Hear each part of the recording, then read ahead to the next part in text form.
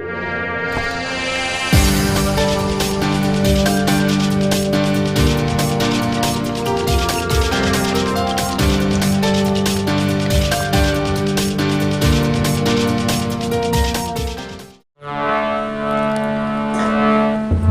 कबीरं गुरुं वन्दे ज्ञानिनायधिकं भव जड़ अध्यास महाबंध बोध ज्ञान विमुच्यते।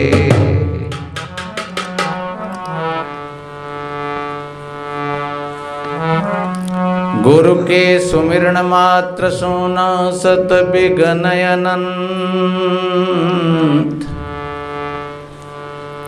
याते सर्वारंभ में ध्यावत हैं सब संत।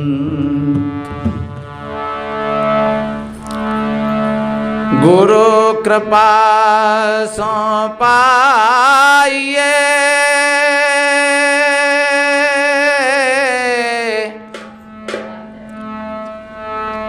बुद्धि विमल विवेक तेन ताप शीघ्र ही मिटे। श्री गुरु चरणन की टेक तीन ताप शीघ्र ही मिटे।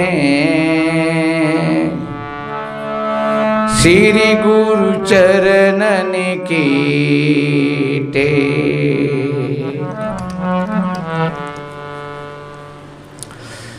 विश्ववंदनीय संत सम्राट सदगुरु कबीर देव, बुद्ध मंगल में संत समाज, सभी धर्म प्रेमी सज्जन, शक्ति स्वरूपाएं माताएं और बहन, छोटे छोटे बच्चे एवं बच्चियां, काफ़ी देर से आप सभी भाई बहनों ने नाना प्रकारों से गद्य और पद्य में विचारों को श्रवण किया।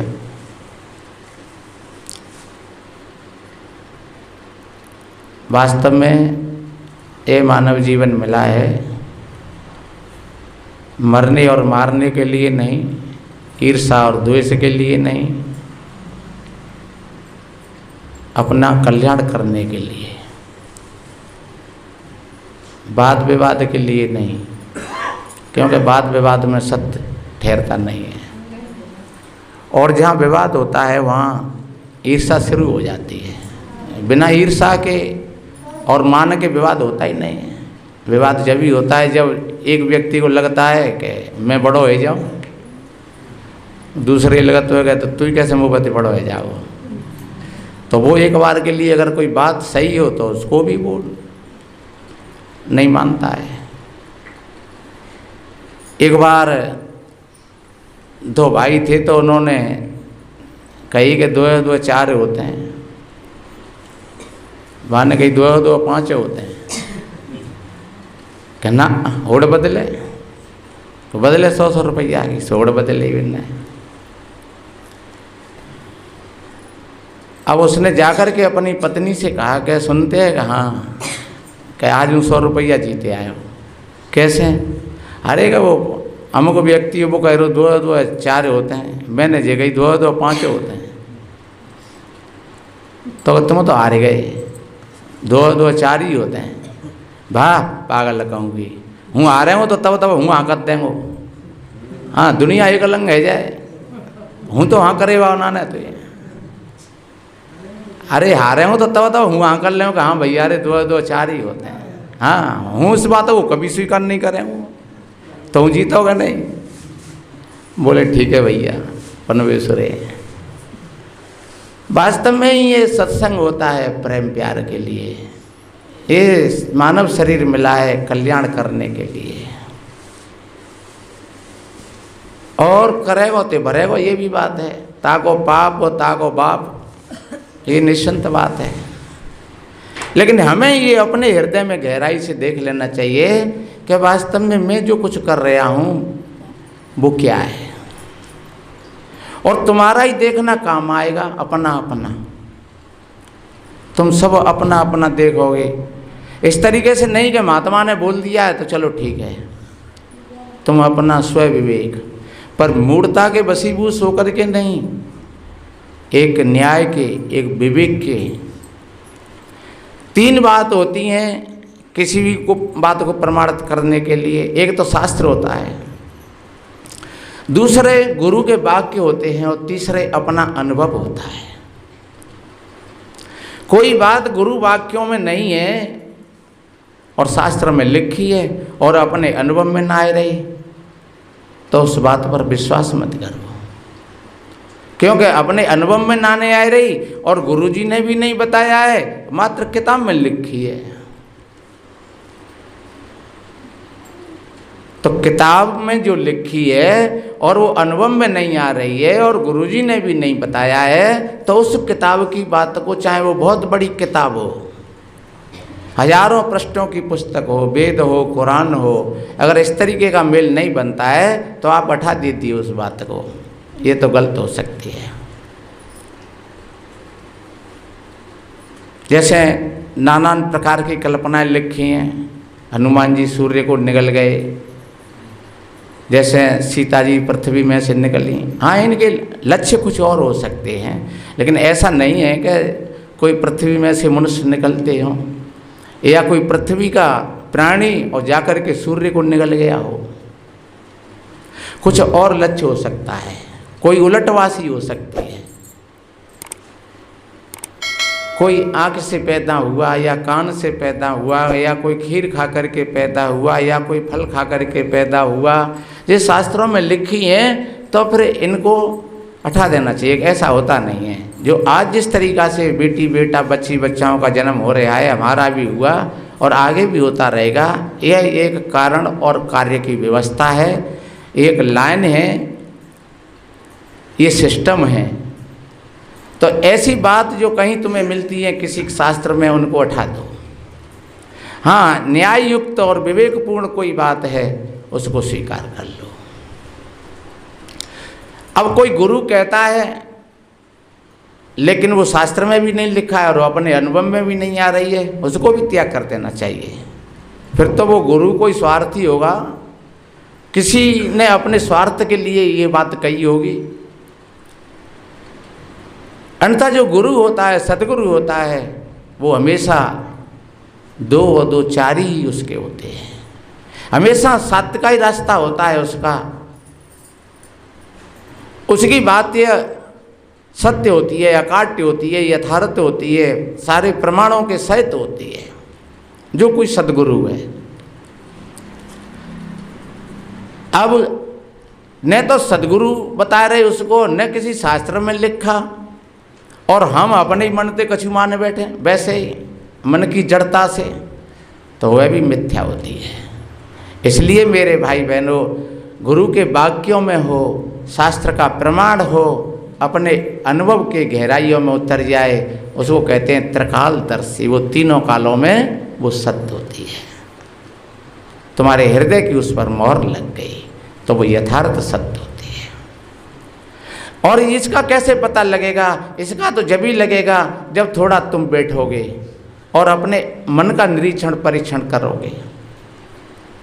तुम्हारा हृदय बड़ा निर्मल है, बड़ा पवित्र है, लेकिन जब ईर्षा और द्वेष के कई नाले शुरू हो जाते हैं, कई काम क्रोध लोभ की गाड़ियाँ निकलने लगती हैं, तो ये हमारा भीतर का झरना फिर गदला हो जाता है, गंदा हो जाता है।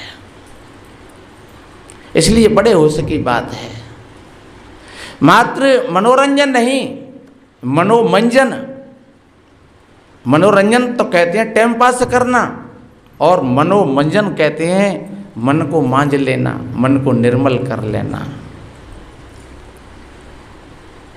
और सज्जनों, जहाँ मन की निर्मलता में, क्योंकि मन एवं मनुष्याणा कारणो बंधम मोक्ष, ये मन ही बंधन का और मुक्ति का कारण है। आत्मा हमेशा निर्लिप्त है, आत्मा को कोई भी विकार नहीं छूता है, और आत्मा को कष्ट भी नहीं होता है, आत्मा को सुख भी नहीं होता है, क्योंकि वो आत्मा है, चेतना है, वो स्वयं परमात्म स्वरूप है। ऐसा भी नहीं हमारे अनुभव में आया है कि आत्मा और परमात्मा दो हों कहीं, ऐसा भी नहीं होता है। ऐसा कहा है, तिले तेलम काष्ठे अग्नि पयो घिरता।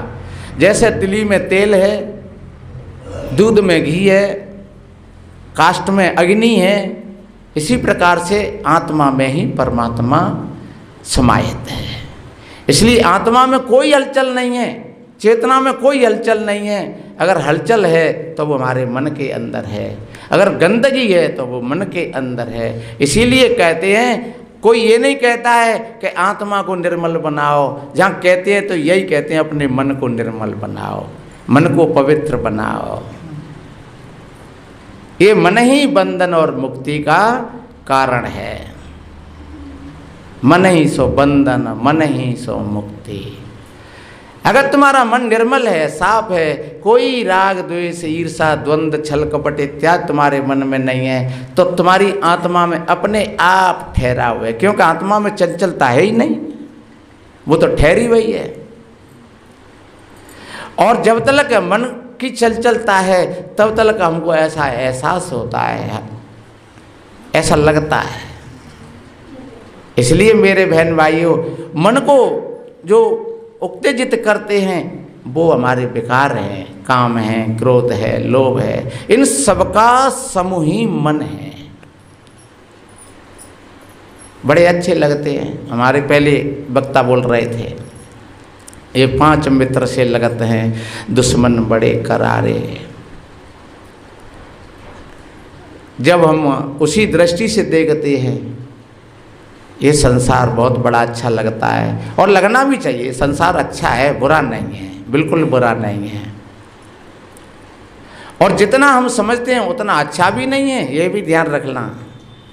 संसार को जिस स्थिति में हम देखते हैं वैसा नहीं है ये। जब इसकी गहराइयों में जाते हैं तो इसका फिर दूसरा रूप प्रकट होता है। जैसे कहतना है, शूर्पणखा पहले कैसे रूप में आई, बहुत बड़े सुंदर रूप लेकर के आई, और जब उसका रूप बिगड़ा तो फिर कैसा रूप बन गया उसका। ऐसे ही कोई भी इच्छा आती है, कोई भी वासना आती है, कोई भी आसक्ति आती है हमारे अंदर में, तो वो बहुत बड़ा सुंदर रूप लेकर के आती है।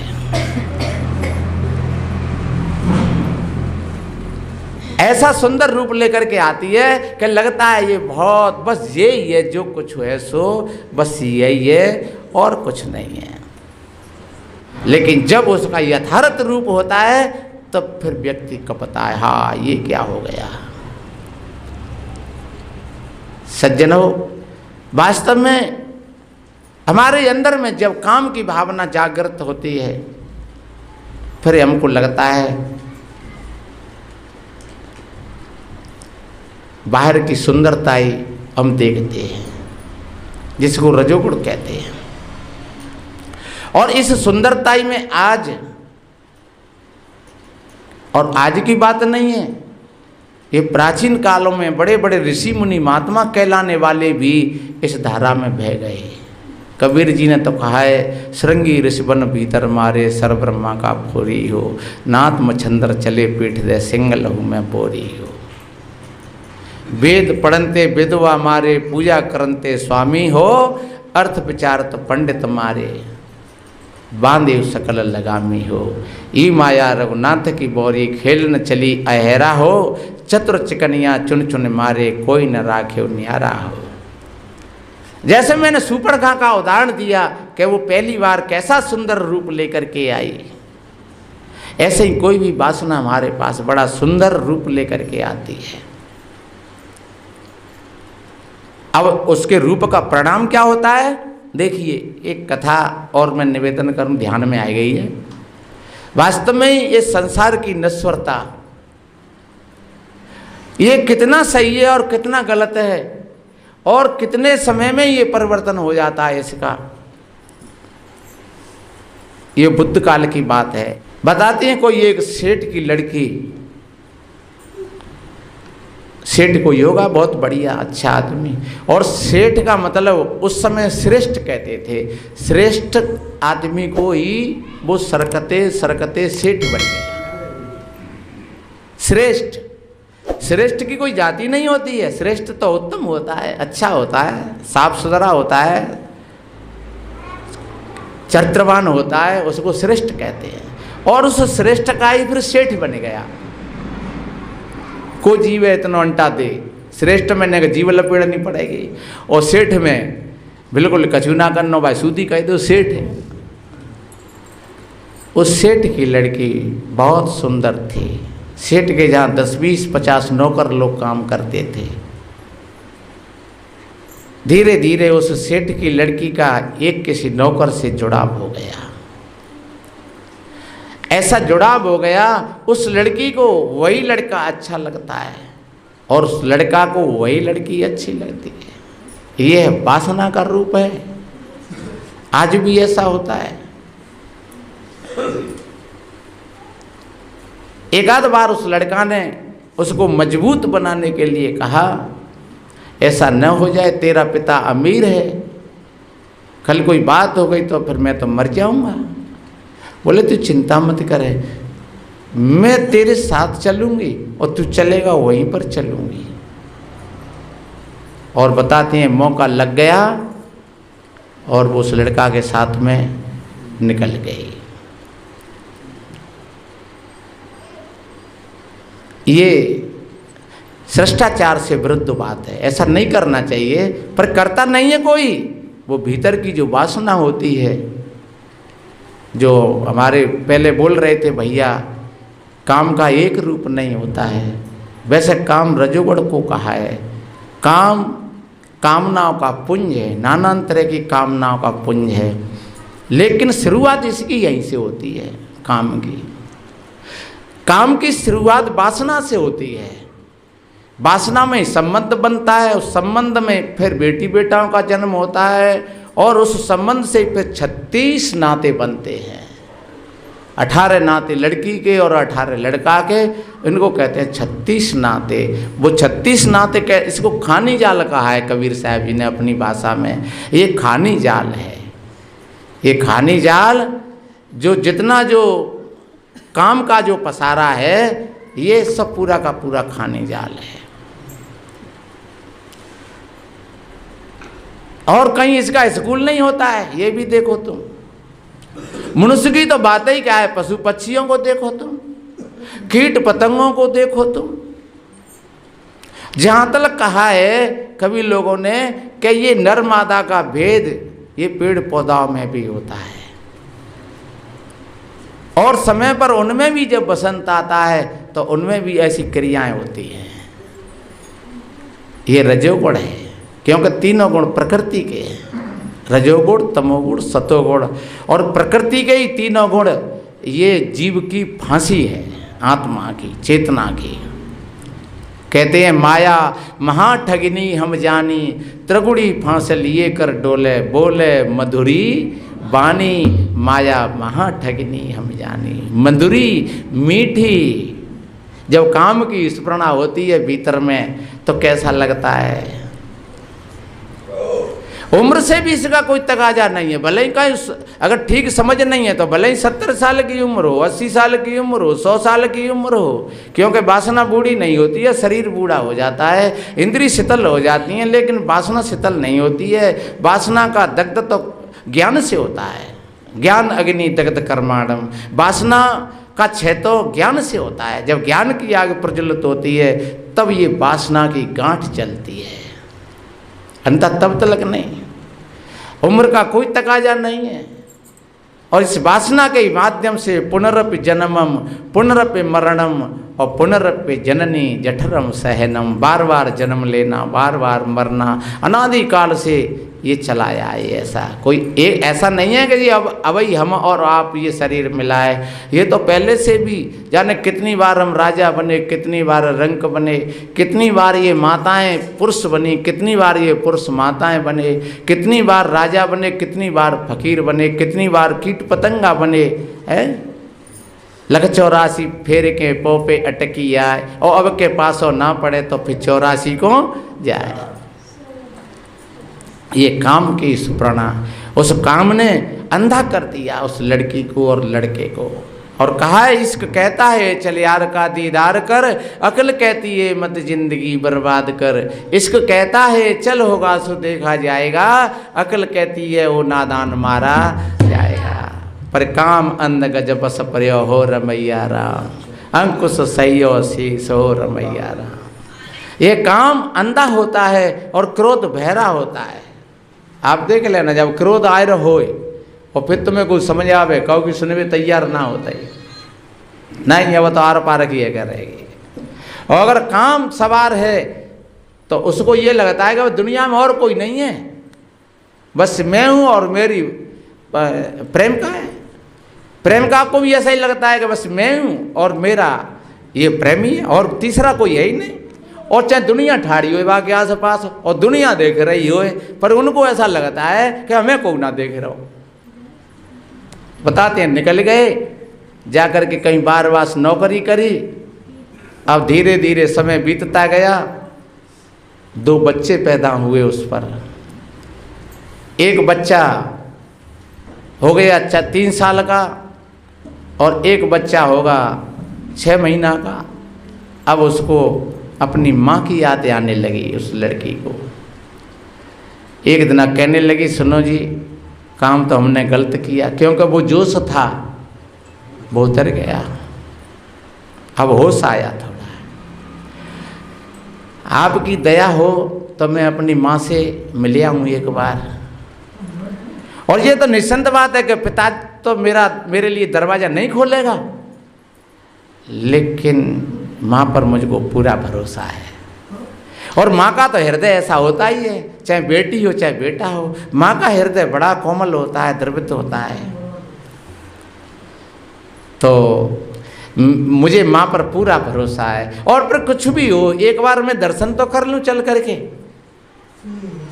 और उसने कुछ आनाकानी भी फेड़ी, 2-4 दिन टालम टूला करी और वो नहीं मानी। वो तो लड़का जंगल में गया लकड़ी काटने के लिए और वो अपने दोनों बच्चों को लेकर के और एक झोला में अपनी एक धोती रख करके और निकल पड़ी।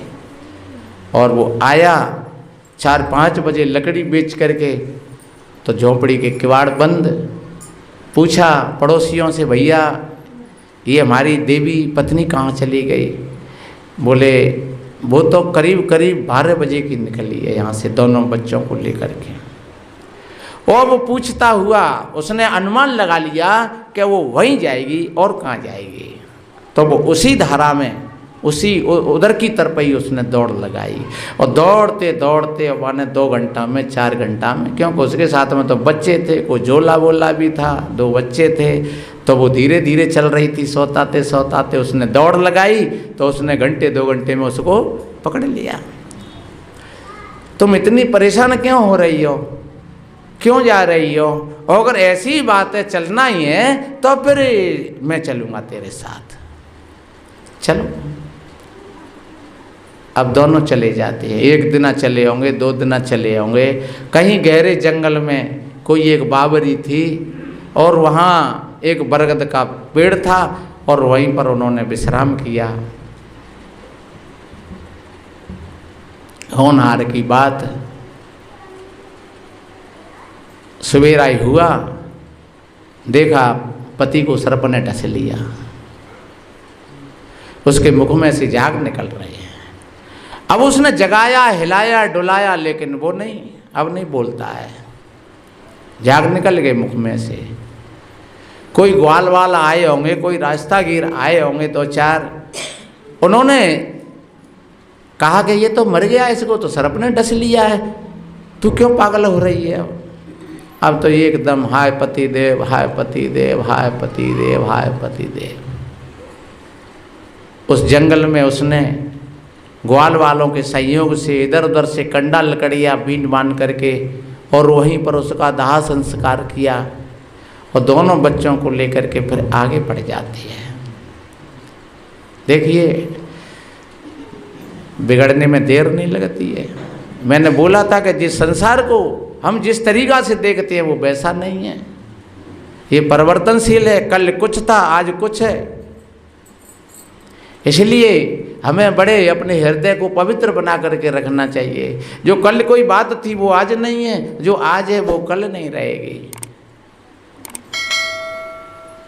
बताते हैं आगे चलते चलते एक नदी मिली जंगल की, बड़े वेग से चल रही थी। सावन का महीना होगा, बारिश हो गई होगी, नदी में पानी था। दोनों बच्चाओं को लेकर के वो पार नहीं हो पा रही थी, तो एक बच्चा को उसने, जो बड़ा बच्चा था 3 साल का, उसने उसको तो वहीं पर बिठा दिया, और एक जो बच्चा 6 महीना का था उसको लेकर के और वो उस पार निकली। उस पार निकल करके उस बच्चा को बिठाल करके और फिर वो उस बच्चा को लेने के लिए आती है, और बीच धार में आई। नदी में पानी का वेग भी था। उधर में देखा तो जो 6 महीना का बच्चा था, उस बच्चा के पास में भेड़िया आ गया, और वो तो 6 महीना का बच्चा था, उसको तो कुछ बोध ही नहीं था। जब उसने देखा तो बच्चा के पास में भेड़िया है, उसने तमाम हाथ पीटे उस पानी में से, और वो नहीं कवर कर पाई। तब तक उस बच्चा को वो भेड़िया उठा करके ले गया। इधर में उस जो बच्चा 3 साल का था, उसने सोचा कि मम्मी मुझे बुला रही है, तो उसने पानी में पैर रखा, और जैसे ही पैर रखा वो पानी के वेग में वो चला गया। उजड़ गई उसकी दुनिया। बाहर निकल करके आई, एक बच्चा को भेड़िया ले गया, दूसरे बच्चा को नदी ले गई। अब क्या किया जाए? रोती चिल्लाती, हाथ पीटती, छाती ठोकती, जाकर के उस नंगरा पर पहुंची, उस गांव में पहुंची। वहाँ पर देखा तो वहाँ भी कोई नहीं था। नदी की बाढ़ में आकर के, चपेट में आकर के वो पूरा गांव ही बर्बाद हो गया था। न वहाँ उसकी माँ का पता, न उसके पिता का पता। सारे के सारे सहारे टूट गए, सब किनारे छूट गए। इसलिए कबीर जी ने कितना बढ़िया कहा है, कबीर ये संसार है और जैसे श्यामल फूल, दिन 10 के व्यवहार में झूठे रंगन भूल। कबीर धूल समेट कर पुड़ी जो बांधिए, 4 दिना का पेखना अंत खेय की खेय। खेय ये उर्दू का शब्द है। खेय कहती है खाक को, राख को। कबीर जी कहते हैं 4 दिना का पेखना अंत खेय की खेय।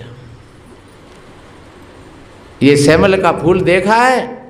उस श्यामल के फूल को देख करके एक भजन में गाते हैं, जैसे श्यामल से ही सोना और फूल देखकर आशिक होना, मारी चोंच निकल गए और रोबना। क्या मिला फूल तेरी बासु में, सिर धुन धुन के रोता है। इस नकली के संसार में क्यों असली को खोता है।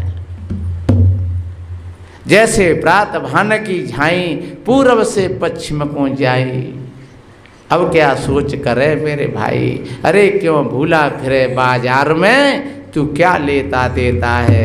इस नकली के संसार में क्यों असली को खोता है। इसलिए मेरे बहन भाइयों, उसका पति सर्प ने डस लिया, बच्चे दोनों वहां पर समाप्त हो गए। एक को भेड़िया ले गया, एक को नदी ले गई, और माता पिता का भी कोई निशान और चिन्ह नहीं मिला। अब कोई धीर धरैया नहीं, और हाय कहीं पति का नाम लेकर के, कहीं बच्चों का नाम लेकर के, कहीं माता पिताओं का नाम लेकर के, और पागल जैसी हो गई, भटकती फिरती है। महीनों हो गए, किसी ने कुछ दे दिया, कौर घूंट तो खा लिया, अन्यथा वैसे ही रोती फिरती है। पागल हो गई, कभी हंसती है तो कभी रोती है। धीरे धीरे उसके शरीर से कपड़ा भी हट गए सारे के सारे। कोई पास नहीं आने देता है। लोग कहते हैं पागल आ गई, भगाओ इसको, पागल आ गई, पागल आ गई। कभी कोई समझदार आदमी है, कोई दयालु है, दयावान है, तो वो लाली बेटा कह करके और कोई और घूंट खिला देता है। और कभी ले लेती है तो ले लेती है, फिर कभी भाग जाती है, कभी खिलखिला करके हंसती है, तो फिर कभी धड़ाम से गिर करके और हाथ पटकती है। सज्जनों, इसको मोह कहते हैं। और काम का फल मोह होता है। एक दिन वो था, राजा दशरथ काम के वशीभूत होकर के अपनी मैण मर्यादा को भूल गया था। जब कौशल्या कैकेयी को देखा, जब रानी घर में बड़ी थी तो लाने का कोई सवाल ही नहीं था, लेकिन काम के वशीभूत होकर के और उसने कैकेयी को अपने प्रति स्वीकार किया, हाथ मांगा कैकेयी का। कैकेयी के पिता ने कहा, मैं अपनी बेटी का हाथ नहीं दूंगा तुम्हें, तुम्हारे घर में तुम्हारी बड़ी रानी है और उस रानी का बेटा राजा बनेगा, मैं अपनी बेटी को दासी क्यों बनाने के लिए दूं। पर दशरथ काम के भावावेश में वो उस बात को भूल गया। जब ज्यादा आसक्त हुआ तब फिर उसने कहा राजा केकन ने, तो ये वचन दो कि मेरी बेटी का संतान राजा बनेगी। और बताते हैं कि राजा ने वहाँ वचन दे दिया, और उसी वचन के कारण राम जी को वनवास में जाना पड़ा और दशरथ जी को चिल्ला चिल्ला करके मरना पड़ा, क्योंकि वो उस समय पर काम में भूल गया और आज वो मोह में भूल गया। हाय राम, हाय राम, हाय राम, हाय राम। राम राम कहे राम कहे, राम राम कहे राम, तन पर हरि रघुबर बिरे राव गए सुरधाम। इसलिए मेरे बहन भाइयों, जब वो काम का परिणाम मोह होता है। एक दिन वो था, वो लड़की जिस रूप को देख करके और फिदा हो गई, आशिक हो गई, अपनी सारी मैण मर्यादाओं का परित्याग करके उस लड़का के साथ में चली गई। एक वक्त वो आया कि वही शरीर उसको अपने हाथों से जलाना पड़ा। आज उसी के वियोग में पागल होकर के फिर रही है, घूम रही है। सज्जनों, काम रूपी बीज का और ये मोह रूपी पौधा होता है। और मोह सकल व्याधन कर मूला, तासो पुण्य उपजे भवसूला। अब देखिए, मरने के बाद तो कुछ होता होगा, आज उस बेचारी की क्या दशा हो रही है। लोग बाग छोटे छोटे बच्चा कहीं मिल जाते हैं, उसमें पत्थर मारते हैं, धूल फेंकते हैं, बावड़ी आ गई, बावड़ी आ गई, भगाओ, किसी को खा जाएगी, किसी को पकड़ ले जाएगी। कहीं तथागत बुद्ध अपने संतों के सहित और कहीं प्रवचन दे रहे थे ऐसे ही। और ये संतों की जो प्रक्रिया है वो आज की नहीं है, वो प्राचीन काल से ही है। ऐसा कहा है, आग लगी आकाश में झरझर गिरते अंगार, जो नहीं होते संत जन तो जर जातो संसार। और प्रतिवादी तो उस समय पर भी थे, और प्रतिवादी तो हर जगह होता है, ये भी ध्यान रखो। कितना भी कोई बढ़िया साधु संत हो, लेकिन उसका भी प्रतिवादी होता है। तथागत बुद्ध का आज 80 देशों में प्रचार है, उसका भी प्रतिवादी था। उसको भी मारने के लिए षड्यंत्र रचे थे। वो बुराई करता रहता था, 10, 20, 50 नकली साधु बना करके, और हमेशा बुद्ध पर हमला किया करता रहता था। ये नकली है, ये ढोंगी है, ये वैसा ही है, जिसका न, और उसके ही परिवार का था। सज्जनों, तो प्रतिवादी तो हमेशा पहले भी थे, आज भी हैं और आगे भी रहेंगे। इसलिए कबीर साहब जी ने कहा है कि उन निंदकों को अपने पास में रखिए जो तुम्हारी दोष और बुराइयों को ठीक बताते रहें। वो तो ईर्षा बस करता है, लेकिन वास्तव में जो सच्चा कोई संत होता है, महात्मा होता है, वो उसको अपने असली रूप से ले लेता है कि ठीक है, बहुत बढ़िया। कोई हमारे अंदर कमी हो तो बढ़िया है ये, तो उसका तो फिर वो और उपकार मान लेता है, क्योंकि ये मन है कभी भटक जाता है। बुद्ध के प्रवचन हो रहे थे और बुद्ध बोल रहे थे संसार की नश्वरता पर, बताते जब वो उधर खड़ी खड़ी देख रही, लोग कह रहे इसको भगाओ, ये पागल आ गई। बुद्ध ने कहा नहीं, बुलाओ उसको। एक कोई बिच्छू खड़े हुए और उसको हाथ पकड़ करके ले आए और अपना चीवर लेकर के उसके शरीर को ढक दिया और कहा बेटी बैठ जाओ। और सज्जनों, प्रेम में वो शक्ति होती है, प्रेम से परिवर्तन हो जाता है। तथागत बुद्ध का प्यार, प्रेम उसके हृदय को ऐसे लगा मानो जैसे कहीं जलती हुई आग पर और पानी डाल दिया। और बुद्ध उसी धारा में बोल रहे थे, ये संसार परिवर्तनशील है, ये संसार नश्वर है। इस संसार पर जो भाई बहन मरते हैं, नहीं, वास्तव में व्यवहार करना चाहिए, बरतना चाहिए, निर्ममता के साथ बरतना चाहिए। जब तक हम तुम्हारे साथ में हैं, हम तुम्हारे हैं, तुम हमारे हैं, और यहाँ से खड़े हो गए फिर न तुम हमारे और न हम तुम्हारे, न कोई हमारा न हमें किसी के, ये 2 दिन की दुनिया, ये 2 दिन का मेला, न कोई हमारा न हमें किसी के, ये 2 दिन की दुनिया, ये 2 दिन का मेला, 2 दिन की दुनिया है, 2 दिन का मेला। अरे न हमें किसी के और न कोई हमारा है, ये 2 दिन की दुनिया और 2 दिन का मेला, और उड़ जाएगो हंस अकेला। कौन किसी के साथ में जाता है और कौन आता है। प्यारी से प्यारी पत्नी चली जाती है और महीना 15 दिन रोई पीट के बैठ जाता है आदमी, फिर क्या करे। प्यारे से प्यारा बेटा चला जाता है, प्यारे से प्यारा पिता चला जाता है, भाई चला जाता है, बहन चली जाती है, मित्र चले जाते हैं, कौन क्या होता है, और थोड़े से समय के पश्चात फिर भूल जाते हैं। रे मन ये 2 दिन का मेला रहेगा और कायम ने जग का झमेला रहेगा। रे मन ये 2 दिन का मेला रहेगा, कायम न जग का झमेला रहेगा। इसलिए मेरे बहन भाइयों, ऐसा अपना चित्त ऊपर उठा करके रखिए कि ना काऊ से दोस्ती और ना काऊ से बैर।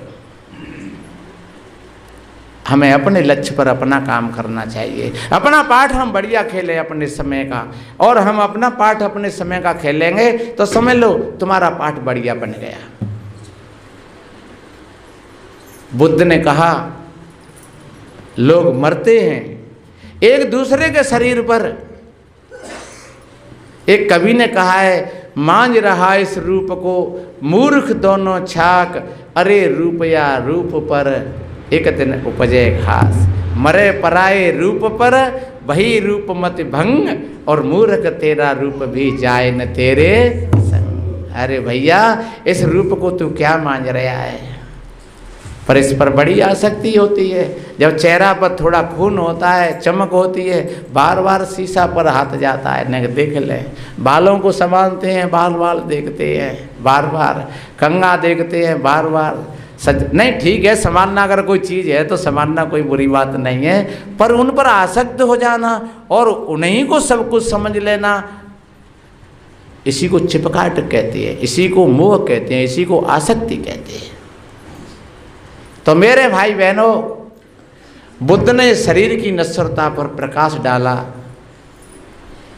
और बुद्ध के वचनों को सुनकर के उस लड़की का ऐसे जहर उतरता गया धीरे धीरे। 2 घंटे का प्रवचन सुना और उस लड़की को ये ध्यान आ गया कि मेरे शरीर पर कपड़ा भी नहीं है, ये मेरे शरीर पर कपड़ा किसी ने डाला है। इतना उसको होश जाग गया। सत्संग को समाप्त किया, उसके पश्चात भोजन व्यवस्था सबकी, और तथागत बुद्ध ने उस लड़की को एक व्यवस्था के तहत वहाँ कपड़े लत्ते नला धुला करके भोजन व्यवस्था करवाई। और बताते हैं कि 3 दिन उस लड़की ने और उनका सत्संग श्रवण किया और 3 दिन के अंदर में उसका सारा का सारा मोह भंग हो गया और वो तथागत के पैरों में आकर के बैठ गई। तीसरे दिन कहने लगी, भगवान मैं तो बहुत बड़ी भूल में थी, मैं तो इसी को सब कुछ मानती थी। मैंने इस काम के भावावेश में आकर के अपने माता पिता की बात को ताक में रख दिया, अपनी एक इच्छा के अनुसार, और मैंने ये कार्य किया और उसका परिणाम फल ये निकला कि थोड़े से समय के पश्चात मेरा साथी साथ छोड़ गया। मेरे 2 बेटा थे, मेरे दोनों बेटा भी मेरे साथ से निकल गए मेरे हाथ से। मैं माता पिता की उम्मीद लेकर के आई तो माता पिता के भी दर्शन नहीं हुए। प्रभु ये मेरा न जाने कौन से जन्म का और मेरा पुण्य उदय हो गया, इससे मैंने आपके दर्शन किए और ये जो मेरा जो मोह का नशा था, जो मेरे भीतर का अज्ञान था, वो सारा का सारा दूर हो गया। आज मैं आपके चरणों में हूँ। और बताते हैं उस लड़की का नाम था पटाचारा, और वो पटाचारा एक बुद्ध की साध्वियों में एक बहुत बड़ी साध्वी बने पर। देखिए जीवन के कितने पटल बदले, जीवन के कितने क्रम बदले। एक वक्त तो वो था कि उस लड़की को उसका पिता किसी को देखने भी नहीं देता था। एक वक्त वो आया कि उसी के भावावेश में, काम के में, और वो लड़की अपनी मेड़ मर्यादाओं का त्याग करके वो किसी लड़का के साथ में निकल गई। फिर एक वक्त वो आया कि पूरे सारे संसार का नज़ारा देख करके और सारे संसार का खेल देख करके और उसको फिर तथागत बुद्ध का सानिध्य मिला और फिर वो एक बहुत बड़ी साध्वी बनी। और तथागत बुद्ध का जहाँ कहीं नाम आता है वहाँ पटाचारा का नाम आता है। जैसे आनंद का आता है ऐसे पटाचारा का नाम आता है। वो लड़की बहुत बड़ी साध्वी बनी। 100-100, 200-200, 500 माताओं को वो ध्यान कराती थी। कभी पागल होकर के फिर रही थी वियोग में, पति के वियोग में, बच्चों के वियोग में, माता पिता के वियोग में। कभी काम के भावावेश में सारी मेर मर्यादाओं का त्याग करके और वो बाहर निकल गई। आज वो तथागत बुद्ध के सानिध्य में आकर के, और ये ध्यान रखो ये ज्ञान हो जाए। कोई कोई लोग कहते हैं 9 से मुँह से खाए बिलैया तप में बैठी है, और मैं कहता हूँ सज्जनों कभी भी उसके भीतर की प्रज्ञा जागृत हो जाए, चाहे वो कुछ भी किया हो, उसने उंगली मारने तो 9 से 99 व्यक्तियों का कत्लेआम किया था और तथागत बुद्ध के सानिध्य में आकर के वो एक बहुत बड़ा सन्यासी बन गया था। इसलिए कोई भाई बहन ऐसा न सोचें अरे जब जागो तभी सवेरा है। संत तो ऐसा कहते हैं। तुम्हारे भीतर की प्रज्ञा जागृत हो जाए सज्जनों, फिर वास्तव में तुम बाहर से जैसे हो फिर तुम भीतर से वैसे नहीं रहोगे। और बाहर का जो शरीर है वो तो बदलता है अपने आप ऑटोमेटिक। ये हमारे बाल हमने सफ़ेद ना कर ले, ये अपने आप हो गए हैं। तो बाहर से बदलने की कोई ज़रूरत नहीं है। अगर बदलना है तो फिर भीतर से बदल जाइए। और बदलाव भीतर से ही होता है, बाहर से तो अपने आप ही बदलते चले जाते हैं। एक बच्चा है छोटा सा, धीरे धीरे वो बड़ा हो गया, जवान हो गया, और धीरे धीरे फिर जवानी से और फिर वृद्धावस्था की ओर उसमें हर क्षण बदलाव लगा हुआ है। देखते देखते सज्जनों जवान बच्चा से जवान, जवान से फिर वृद्ध, और वृद्ध से भी फिर जाकर के शमशान में पहुंच जाता है। तो ऊपर का बदलाव तो ऑटोमेटिक ये प्रकृति के माध्यम से होता है सज्जनों, और भीतर का बदलाव तो हम अपना कर सकते हैं। और पशु में और हम में यही अंतर है, क्योंकि पशु शरीर का विकास करता है, वो भीतर से विकास नहीं करता है। वो जितना भीतर रहता है वो उतना ही बाहर रहता है। और मनुष्य अगर चाहे तो वो अपने भीतर में बदलाव कर सकता है। आज तक वो डकैत था, आज वो चाहे तो एक बढ़िया देवता बन गया। कल उसके अंदर में करकसापन था, आज वो दयालु हो सकता है। कल वो ज़्यादा क्रोधी था, आज वो शीलवान हो सकता है। कल वो ज़्यादा कंजूस था, लोभी था, और आज वो त्यागी हो सकता है। कल वो अहंकारी था, आज वो विनम्रता को धारण कर सकता है। क्योंकि ये भीतर के गियरों की बात है, ये बाहर के गियरों की नहीं। जो भीतर के गियरों को बदलने की कला जिस पर आ गई मेरे भाई बहनों, बस उसी का जीवन सार्थक हो गया, उसी का जीवन अच्छा बन गया। तो हम शाम सवेरे बैठें और बैठ करके हम भी अपने भीतर इसी तरीक़ा से देखें, शरीर की नश्वरता को देखें, संसार की परिवर्तनशीलता को देखें। ये संसार हर क्षण बदल रहा है, ये शरीर हर क्षण बदल रहा है, ये शरीर नश्वर है। जो कल था वो आज नहीं है, ये भी ध्यान है। हम बैठ करके देखें 5 मिनट 10 मिनट 20 मिनट कि जो शरीर कल था आज नहीं है, ये बदलता हुआ है, शरीर नश्वर है। संसार परिवर्तनशील है। सवेरे जब सूर्य निकलता है तो कुछ और रंग होता है, फिर दोपहरी होती है तो कुछ और रंग होता है, फिर जब 4 बजते हैं तो कुछ और रंग होता है, और शाम को वो छुप जाता है। सवेरे निकला था तब इधर की छाया इधर की थी, और जब शाम के समय इधर में आ गया तो वही छाया लौट करके इधर आ गई। ये ध्यान है, ऐसा हम ध्यान करें। शरीर की नश्वरता पर ध्यान रखें, संसार की परिवर्तनशीलता पर ध्यान रखें, और अपने चित्त को संभाल करके रखें कि हमारे चित्त में किसी प्रकार का कोई राग द्वेष न आ जाए, किसी के प्रति ईर्षा जलन पैदा न हो जाए। सज्जनों, वो ईर्षा जलन ऐसे जानो जैसे माचिस की तिल्ली, अगर माचिस की तिल्ली में जब आग लगती है, रगड़ होती है, तो वो किसी और को तो जला पाए नहीं जला पाए, लेकिन वो खुद तो जली जाती है। तो वो द्वेष हमारे हृदय में नहीं आ जाए। और वास्तव में सभी प्राणी अपने अपने कर्मों के जिम्मेदार हैं, अपने अपने कर्मों के सभी जिम्मेदार हैं। हमारे कर्म का भोग न कोई बेटा भोगेगा, न बेटी भोगेगी, न कोई मित्र भोगेगा, न कोई भैया बंधु भोगेगा। जो हम कर रहे हैं वो हमको ही भोगना पड़ेगा। इसलिए बड़ी सावधानी से, और फिर हम 2 मिनट 10 मिनट के लिए एक ऐसी भी स्थिति आ जाए कि हमारे भीतर के सारे विचार शांत हो जाएं, न अच्छे रहें और न बुरे रहें। बुरे तो पहले ही समाप्त हो जाएं, और फिर अच्छे विचार भी नहीं रहें, शांत हो जाएं। बस ऐसे जानो कि कोई सागर शांत होता चला जा रहा है, बिल्कुल कोई हवा नहीं है और कोई लहर नहीं है, कोई तरंग नहीं है।